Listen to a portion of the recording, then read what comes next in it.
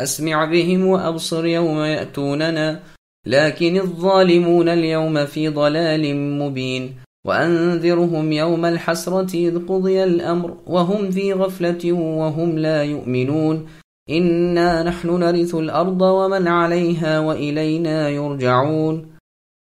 کیا خوب دیکھنے سننے والے ہوں گے اس دن جب کہ ہمارے سامنے حاضر ہوں گے، لیکن آج تو یہ ظالم لوگ صریح گمراہی میں پڑے ہوئے ہیں۔ آپ اے نبی انہیں اس رنج و افسوس کے دن کا ڈر سنا دیجئے جب کہ کام انجام کو پہنچا دیا جائے گا اور یہ لوگ غفلت اور بے ایمانی میں ہی رہ جائیں گے۔ خود زمین کے اور تمام زمین والوں کے وارث ہم ہی ہوں گے اور سب لوگ ہماری طرف لوٹا کر لائے جائیں گے۔ سامعین اب آیتوں کی تفسیر سماعت کیجیے۔ ظالم بروز قیامت سب کچھ دیکھ لیں گے۔ ارشاد ہے کہ گو آج دنیا میں یہ کفار آنکھیں بند کیے ہوئے اور کانوں میں کاک لگائے ہوئے ہیں، لیکن قیامت کے دن ان کی آنکھیں خوب روشن ہو جائیں گی اور کان بھی خوب کھل جائیں گے، جیسے اللہ تعالیٰ نے سورہ حمیم سجدہ کی آیت نمبر 12 میں فرمایا وَلَوْ تَرَى إِذِ الْمُجْرِمُونَ نَاكِسُو رُؤُوسِهِمْ عِنْدَ رَبِّهِمْ رَبَّنَا أَبْصَرْنَا وَسَمِعْنَا، کہ اے نبی وہ وقت بھی قابل ذکر ہے کہ آپ دیکھیں گے جب یہ گنہگار لوگ اپنے رب کے سامنے شرمسار سرنگو کھڑے ہوئے کہہ رہے ہوں گے کہ اے اللہ ہم نے دیکھا سنا۔ بس اس دن نہ دیکھنا کام آئے، نہ سننا، نہ حسرت و افسوس کرنا، نہ واویلا کرنا۔ اگر یہ لوگ اپنی آنکھوں اور اپنے کانوں سے دنیا میں کام لے کر اللہ کے دین کو مان لیتے تو آج انہیں حسرت و افسوس نہ کرنا پڑتا۔ اس دن آنکھیں کھولیں گے اور آج اندھے بہرے بنے پھرتے ہیں، نہ ہدایت کو طلب کرتے ہیں، نہ دیکھتے ہیں، نہ بھلی باتیں سنتے ہیں، نہ مانتے ہیں۔ مخلوق کو اس حسرت والے دن سے خبردار کر دیجئے جبکہ تمام کام فیصلے کر دیے جائیں گے۔ جنتی جنت میں اور دوزخی دوزخ میں بھیج دیے جائیں گے۔ اس حسرت و ندامت کے دن سے یہ آج غافل ہو رہے ہیں، بلکہ ایمان و یقین بھی نہیں رکھتے۔ چنانچہ صحیح بخاری میں ہے، رسول اللہ صلی اللہ علیہ وسلم فرماتے ہیں جنتیوں کے جنت میں اور دوزخیوں کے دوزخ میں چلے جانے کے بعد موت کو ایک بھیڑ کی شکل میں لایا جائے گا اور جنت و دوزخ کے درمیان کھڑا کر دیا جائے گا۔ پھر اہل جنت سے پوچھا جائے گا کہ اسے جانتے ہو؟ وہ دیکھ کر کہیں گے کہ ہاں یہ موت ہے۔ دوزخیوں سے بھی یہی سوال ہوگا اور وہ بھی یہی جواب دیں گے۔ اب حکم ہوگا اور موت کو ذبح کر دیا جائے گا اور ندا کر دی جائے گی کہ اے اہل جنت تمہارے لیے ہمیشگی ہے، موت نہیں، اور اے اہل جہنم تمہارے لیے بھی ہمیشگی ہے اور موت نہیں۔ پھر رسول اللہ صلی اللہ علیہ وسلم نے یہی آیت وَأَنذِرْهُمْ تلاوت فرمائی اور رسول اللہ نے اشارہ کیا اور فرمایا اہل دنیا غفلت دنیا میں ہے۔ تفسیر ابن جریر طبری میں ہے، ابن مسعود رضی اللہ عنہ نے ایک واقعہ مطول بیان فرماتے ہوئے فرمایا ہے کہ ہر شخص اپنے دوزخ اور جنت کے گھر کو دیکھ رہا ہوگا، وہ دن ہی حسرت و افسوس کا ہے۔ جہنمی اپنے جنتی گھر کو دیکھ رہا ہوگا اور اس سے کہا جاتا ہوگا کہ اگر تم نیک عمل کرتے تو تمہیں یہ جگہ ملتی، وہ حسرت و افسوس کرنے لگیں گے۔ ادھر جنتیوں کو ان کا جہنم کا گھر دکھا کر فرمایا جائے گا کہ اگر اللہ تعالیٰ کا احسان تم پر نہ ہوتا تو تم یہاں ہوتے، یعنی جہنم میں۔ اور روایت میں ہے کہ موت کو ذبح کر کے جب ہمیشگی کی آواز لگا دی جائے گی، اس وقت جنتی تو اس قدر خوش ہوں گے کہ اگر اللہ تعالیٰ نہ بچائے تو مارے خوشی کے مر جائیں، اور جہنمی اس قدر رنجیدہ ہو کر چیخیں گے کہ اگر موت ہوتی تو ہلاک ہو جائیں۔ بس اس آیت کا مطلب ہے کہ یہ وقت حسرت بھی ہوگا اور کام کے خاتمے کا وقت بھی یہی ہوگا۔ بس یوم الحسرت بھی قیامت کے ناموں میں سے ایک نام ہے۔ اللہ ہمیں اس دن کی حسرت اور ندامت سے اپنی پناہ میں رکھے۔ چنانچہ اللہ تعالیٰ سورہ زمر کی آیت نمبر 56 میں فرماتے ہیں ان تقول نفس یا حسرت علی ما فرطت فی جنب اللہ الآیہ۔ پھر بتلایا کہ خالق مالک متصرف اللہ تعالیٰ ہی ہیں، سب اللہ ہی کی ملکیت ہے اور سب کچھ فانی ہے، باقی صرف اللہ تبارک و تعالیٰ جل شانہ ہی ہے۔ کوئی ملکیت و تصرف کا سچا دعوے دار بجز اللہ کے نہیں، تمام مخلوق کے وارث حاکم اللہ تعالیٰ ہی ہیں۔ اللہ کی ذات ظلم سے پاک ہے۔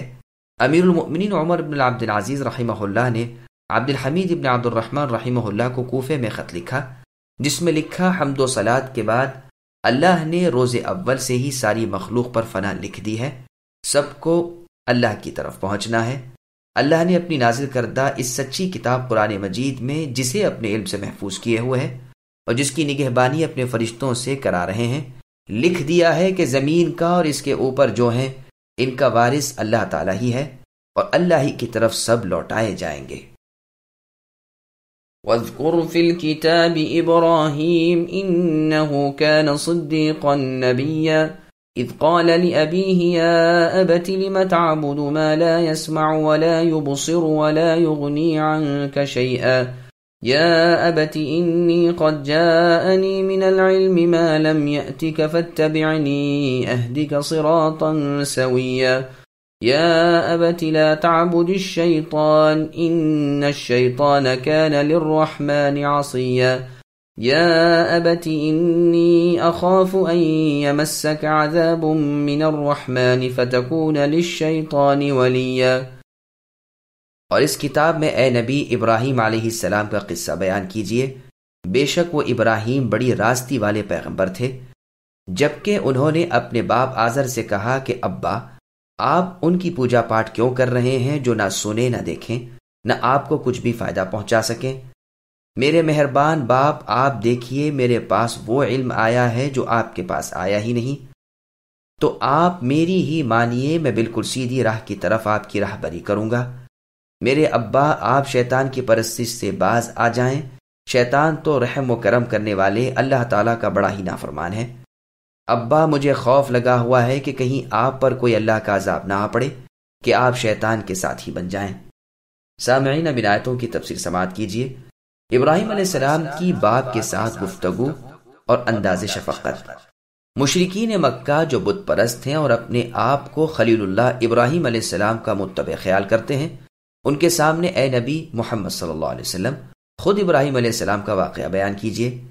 اس سچے نبی نے اپنے باپ آزر کی بھی پرواہ نہ کی اور اس کے سامنے بھی حق کو واضح کر دیا اور اسے بت پرستی سے روکا۔ صاف کہا کہ کیوں ان بتوں کی پوجا باٹ کر رہے ہو جو نہ نفع پہنچا سکے نہ ضرر۔ فرمایا کہ میں بے شک آپ کا بچہ ہوں، لیکن اللہ کا علم جو میرے پاس ہے آپ کے پاس نہیں۔ آپ میری اتباع کیجئے، میں آپ کو راہ راست دکھاؤں گا، برائیوں سے بچا کر بھلائیوں میں پہنچا دوں گا۔ ابا، یہ بت پرستی تو شیطان کی تابعداری ہے۔ یاد رکھیے، اللہ ہی اپنی راہ کو سمجھاتے ہیں اور وہی اس راہ پر چلنے والوں سے خوش ہوتے ہیں، جیسے اللہ نے سورہ یاسین کی آیت نمبر 60 میں فرمایا، الم اعہد الیکم، یعنی اللہ تعالیٰ فرمائیں گے کہ اے انسانوں، کیا میں نے تم سے عہد نہیں لیا تھا کہ شیطان کی عبادت نہ کرنا؟ وہ تو تمہارا کھلا دشمن ہے۔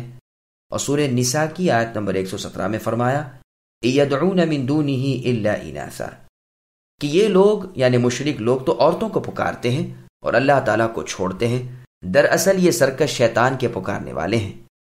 ابراہیم علیہ السلام نے فرمایا، شیطان اللہ تعالیٰ کا نافرمان ہے، مخالف ہے، اللہ کی فرمانبرداری سے تکبر کرنے والا ہے، اسی وجہ سے اللہ تعالیٰ کی رحمت سے مایوس ہو کر دور کر دیا گیا ہے۔ اگر آپ نے اے میرے ابا اس کی اطاعت کی تو وہ اپنی حالت پر آپ کو بھی پہنچا دے گا۔ ابا، آپ کے اس شرک و عصیان کی وجہ سے مجھے تو خوف ہے کہ کہیں آپ پر اللہ تعالیٰ کا کوئی عذاب نہ آ جائے اور آپ شیطان کے دوست اور اس کے ساتھی نہ بن جائیں اور اللہ کی مدد اور اللہ کا ساتھ آپ سے چھوٹ نہ جائے۔ دیکھیے، شیطان خود بے کس بے بس ہے، اس کی تابعداری آپ کو بری جگہ پہنچا دے گی، جیسے اللہ تعالیٰ نے سورہ نحل کی آیت نمبر 63 میں فرمایا، تاللہ لقد ارسلنا الى امم من قبلك فزين لهم الشيطان اعمالهم فهو وليهم اليوم ولهم عذاب علیم، یعنی یقینی اور قسمیہ بات ہے کہ آپ سے پہلے اے نبی کی تمام امتوں کی طرف بھی ہم نے رسول بھیجے، لیکن شیطان نے ان کی بد اعمالیاں انہیں مزین کر کے دکھلائیں اور وہی ان کا ساتھی بن گیا، لیکن کام کچھ نہ آیا اور قیامت کے دن عذاب علیم میں پھنس گئے۔